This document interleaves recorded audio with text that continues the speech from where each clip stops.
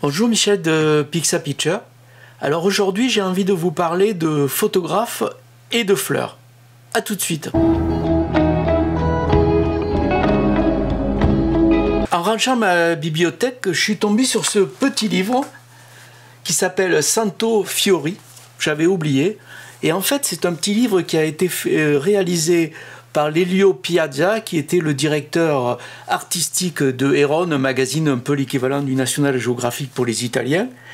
Et il avait décidé de faire un petit livre en regroupant des photos de fleurs faites par des très grands photographes. Mais pas les photographes de jardin ou les photographes animaliers, des photographes de presse, de mode, tout type de photographes, et surtout des très grands photographes. Il était venu parce qu'il avait sélectionné une photo à moi, pour la récupérer, et au cours de la discussion, il m'avait raconté une histoire assez extraordinaire, notamment d'une photo qu'il y a dans ce livre et qu'il voulait publier. Cette photo, c'est le photographe Art Rickenby, ou Rickenby, je ne sais pas comment on dit, qu'il a faite. Alors, je vous montre les deux photos là qu'il a faites. C'est le couple Kennedy qui arrive en 1963, ça vous dit quelque chose, hein, à Dallas, et à la descente de l'avion, on lui offre un bouquet de roses rouges. Et alors, ça paraît anodin, mais en fait, beaucoup y ont vu un signe, parce que en fait, aux États-Unis, chaque État a une fleur comme emblème. Et à Dallas, la fleur emblème de Dallas, c'est une rose, mais jaune, pas rouge. Et là, comme paraît-il qu'au moment de la venue de Kennedy, qui était plus ou moins prévu, ils ont été débordés, ils n'ont pas trouvé de fleurs, de roses jaunes, et donc ils lui ont offert une rose rouge. Rouge sang, comme certains disent. Et bien sûr, il y en a qui ont vu un signe, puisque quelques instants après, il a été assassiné dans sa voiture qui était décapotable. Voilà un peu l'histoire de cette photo qui n'a rien d'extraordinaire, si ce n'est que, bon voilà, elle a fait fantasmer pas mal de gens. Alors, dans ce livre qu'il a fait, il a regroupé les photographes qui ont fait des photos de fleurs. Alors moi, ça m'a donné une idée, parce qu'évidemment, moi j'en fais aussi beaucoup de photos de fleurs. Hein. Et donc j'avais envie de vous montrer un peu tous ces photographes et les photos qu'ils ont faites de fleurs. Alors d'abord, il y a les grands classiques, hein. Alors il y a Cartier-Bresson, il y a Marc Ribot, la célèbre photo de Marc Ribot avec la fille qui tient comme ça la fleur en face des policiers.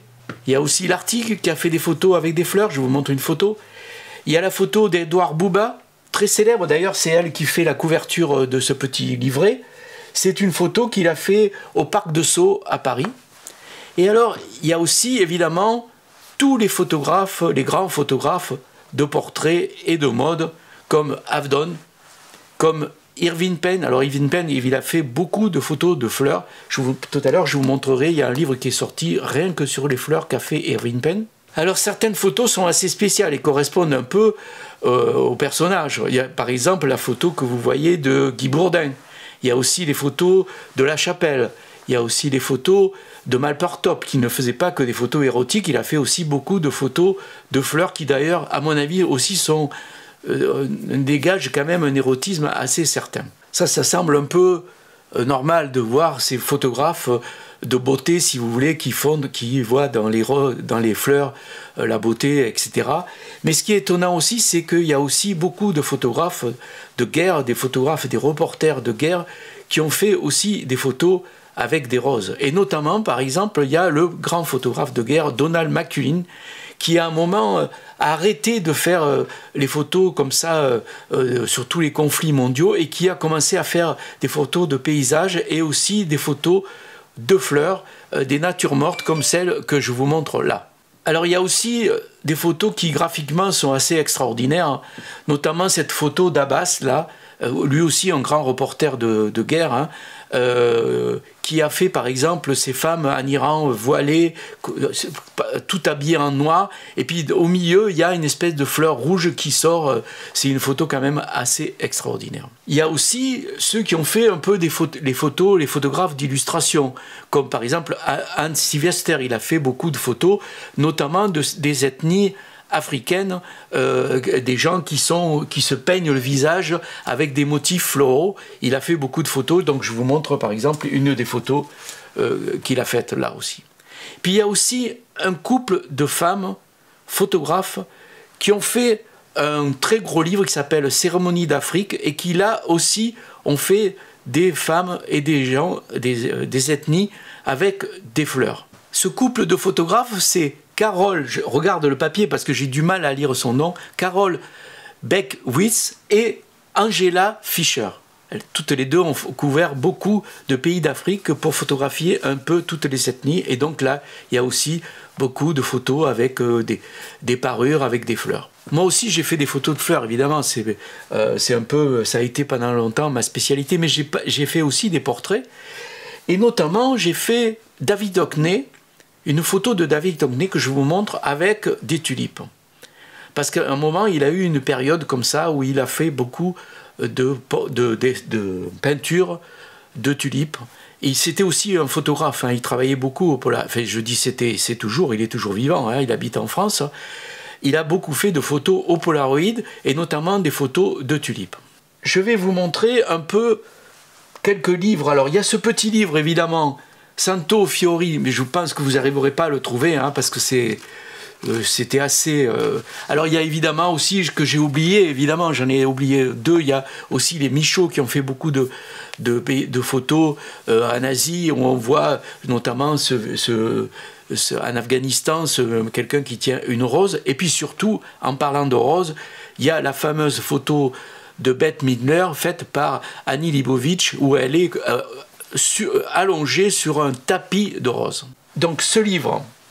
Vous ne le trouverez pas, hein, je pense que c'est introuvable, hein, je ne sais pas d'ailleurs même, est-ce qu'il a été en vente? Bon, il a été offert à tous les photographes qui ont y participé, hein. Donc il y a tous mes copains de l'agence Odyssée, Jean-Luc Manot, Yves Gély, enfin il y a tous les grands photographes qui sont là. J'ai eu la chance aussi, moi, d'y être avec une de mes photos, ce qui est plutôt sympa.